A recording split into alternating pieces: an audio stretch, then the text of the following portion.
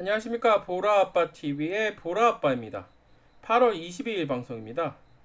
지금 시각이 9시 20분입니다. 저녁 9시 20분이고요. 6시 반에 우리나라 정부에서 전격적으로 지소미아를 파기했습니다. 이에 대한 일본 댓글 반응을 알아보겠습니다. 그리고 한일 군사정보보호협정 지소미아 파기에 대한 그 파기의 의미도 알아보겠습니다. 한국과 일본이 2016년 11월 23일 체결한 지소미아가 파기되었습니다. 많은 언론과 많은 전문가들이 대체적으로 연장의 무게를 두고 있었다는 점을 염두에 두면 전혀 예상치 못한 강수였다고 볼 수 있습니다. 우리나라 정부의 강수였던 거죠. 하지만 그 속을 자세히 들여다보면 문재인 정부의 정체성에 배치되는 이 협정으로 오히려 당연한 결과라는 생각이 들기도 합니다. 박근혜 정부 탄핵 국면에서 졸속으로 맺어진 지소미아는 과연 어떤 의미의 한일 협정이었을까요?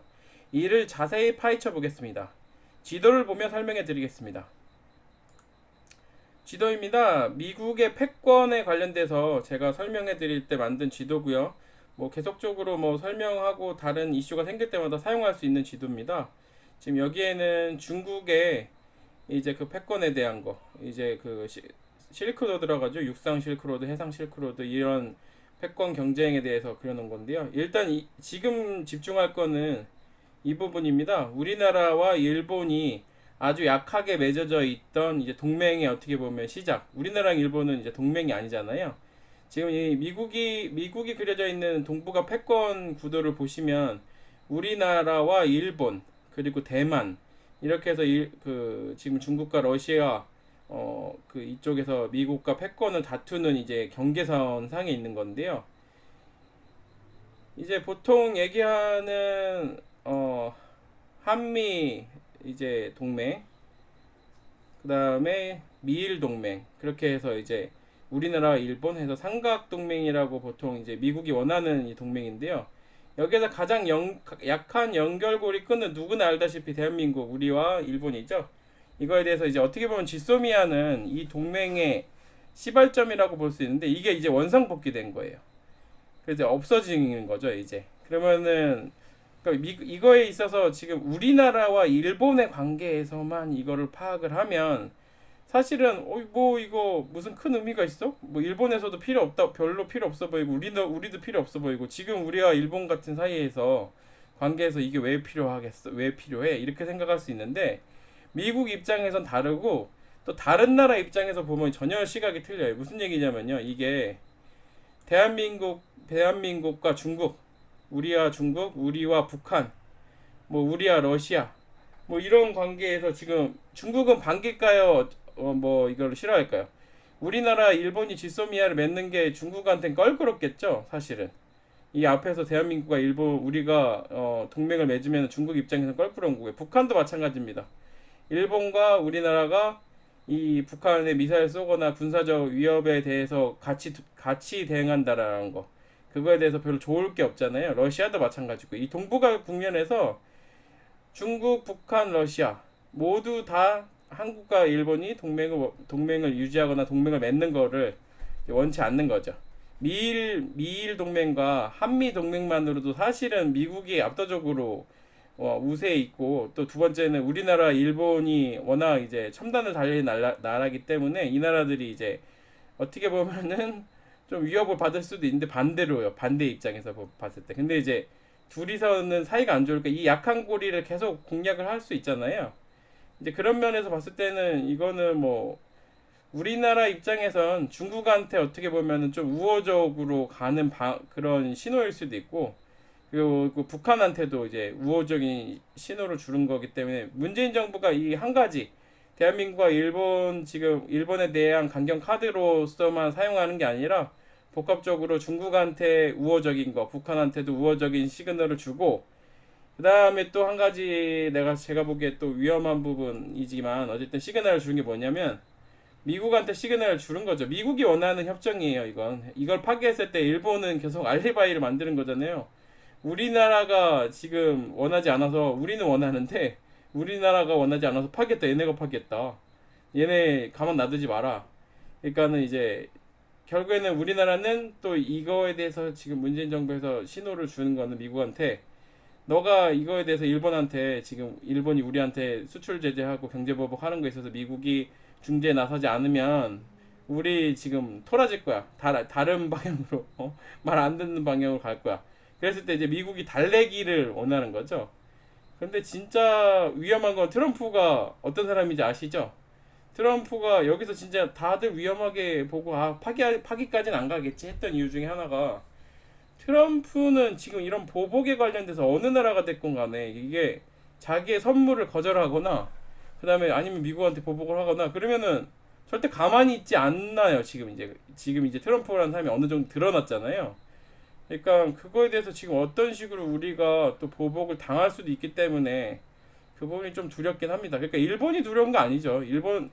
그러니까 여기에서 일본도 뭐 작은 나라는 아니고 큰 나라긴 하지만 사실은 미국의 영향력 아래 우리나 일본이나 지금 있는 거잖아요. 뭐 이게 우리가 독자적으로 지금 여기서 뭐 독립성을 완전히 가지고 있지 않은 나라에서 부끄러워할 건 없다고 생각해요. 저는. 그러니까 뭐 이게 제가 말하기가 저거 한 게 불편한 게 이런 거 싫어하시는 분들이 있으니까. 근데 이제 지금 국제 관계에서는 이건 어디까지나 다 합리성과 그다음에 전체적인 이제 그런 구도를 이해하고 이제 생각을 하면 다자 구도로 다 가는 거잖아요. 이게 전 세계 어느 나라 미국조차도 뭐 우리나라나 일본이나 뭐 유럽이나 뭐 이런 동맹국들을 다 필요로 하는 이유가 아무리 강한 나라라도 물론 미국이 뭐 군사적으로나 경제적으로 봤을 때는 압도적이지만 그래도 다른 나라들과 연합을 이루어야지만은 진짜 이제 세계 평화라기보다는 더 잘 살고 더 서로 간에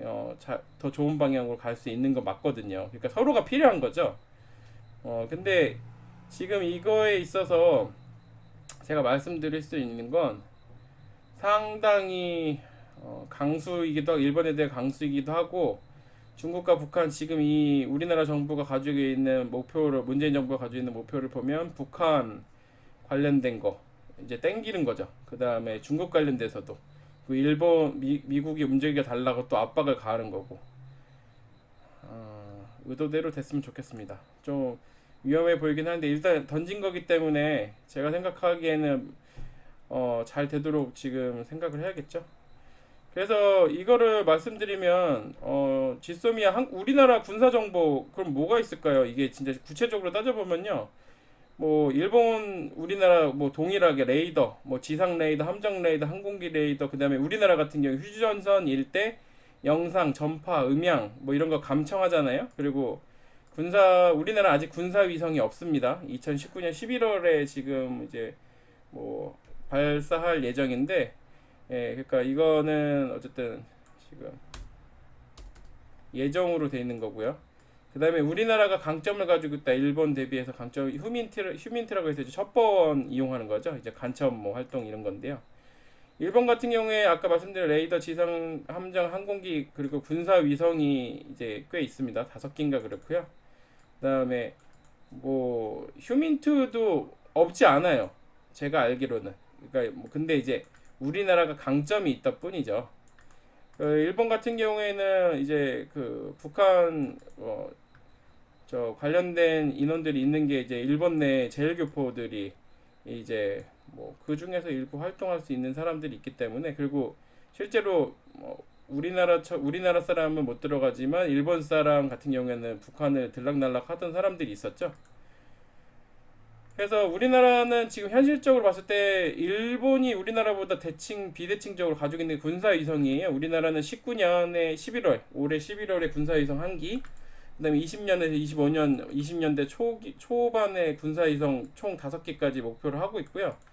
근데 이거 관련돼서 결국에는 이게 뭐 우리가 11월에 가지고 그다음에 좀 몇 년 안에 5개 가지고 그러면은 이제 뭐 그러면 일본의 군사 위성이 우리가 필요 없냐? 라고 하면 그건 아니에요. 성능도 틀리고 그다음에 두 번째는 성능이 뭐 비슷한 것들을 올린다고 해도 이게 지금 군사위성이 보통 운용하는 그 노하우가 있잖아요. 우리나라가 그 노하우를 따라잡으려면 한참 필요한 거죠. 그 인력도 마찬가지고. 그러니까 이게 뭐 군사위성이라는 게 뭐 우리가 그냥 생각하는 것처럼 띄워놓고 사진 찍고 뭐 해상도 높은 거 찍고 그러면은 전부 다 그걸 파악할 수 있는 게 아니라 정보를 얻은 거를 이제 그거를 이제 분석을 할 수 있는 능력은 결국엔 노하우가 있어야 되니까 상당 시일이 걸릴 거예요. 그리고 이런 거는 아까 말씀드린 것처럼 이런 군사적인 거 뭐 서로 간에 다자 간에 협력하는 게 가장 좋지, 우리가 뭐 완전 독자적으로 100% 커버할 수 있다라는 거는 지금 이거를 모르고 하시는 얘기들이죠.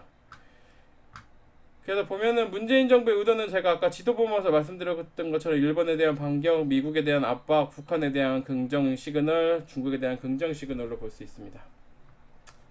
이에 대해서 지금 저도 궁금해서 일본 반응 댓글을 이제 사이트에 들어가서 봤는데요. 대체적으로 뭐 이렇습니다. 이제 구글 일본 재팬 들어가서 일본 사이트입니다.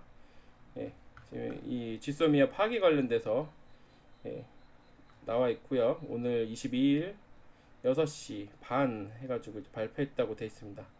뭐 보시기 편하게 한국어로 번역하겠습니다. 뭐 이거에 관련돼서 민간 교류 뭐 지금 보시면은 대체적으로 일본에서 우리나라 정부, 지금 문재인 정부를 비판하는 거는 문재인 정부가 이제 레드 팀이라고 이제 해가지고 친북이라는 거죠. 그래서 레드 팀 드디어 뭐 본색을 드러냈다, 뭐 이런 식으로 뭐 하거든요. 그리고 뭐 우리한테 뭐 필요 없다, 일본 애들이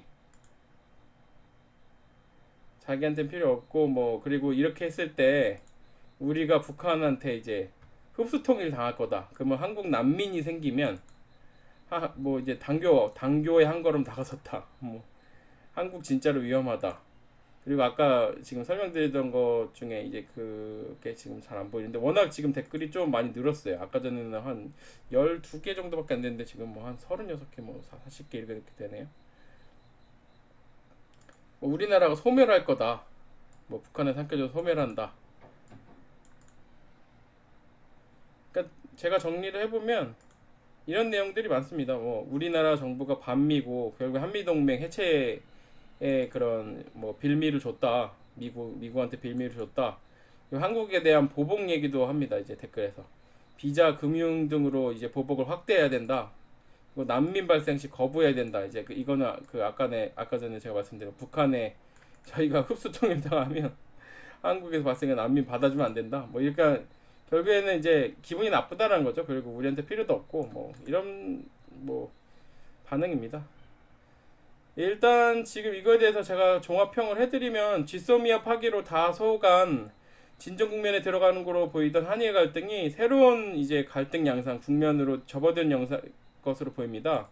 정부의 지소미아 파기 발표 동시에 역외 외환시장에서 원화 환율이 급등 양상을 보이고 있습니다.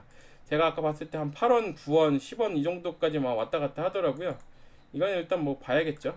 내일 새벽에도 봐야 되고 내일 장로 이제 봐야겠죠.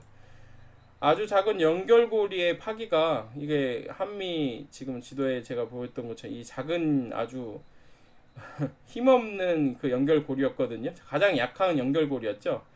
파기가 태평양을 건너 태풍으로 변하는 것은 아닌지 대한 우려와 함께 불확실성이 한층 증대되는 것에 대한 대비가 필요한 시점으로 보입니다. 이제 어차피 이거는 저희가 뭐 지소미아를 파기한 거를 잘했다 못했다 이건 이제 필요 없습니다. 뭐 이제 공은 일본한테 넘어갔고요. 이제 남아있는 건 지금 28일로 예정되어 있는 일본의 화이트리스트 본격 시행이 이제 코앞으로 다가온 거죠. 꼭 28일에 뭐 결정된다고 볼 수 없겠죠. 지금 이제 우리가 공을 넘겼으니까 일본도 그 전에 얼마든지 다른 카드를 보일 수 있다고 생각합니다. 그거에 대해서 대비가 필요한 시점입니다. 뭐 다른 소식과 이런 거 있으면 바로 제가 또 만들어가지고 방송하겠습니다. 세상을 더 멀리 보고 더 넓게 보는 보라아빠 TV가 되도록 더욱 노력하겠습니다. 구독과 좋아요 꼭 부탁드립니다. 보라아빠 TV의 보라아빠였습니다. 감사합니다.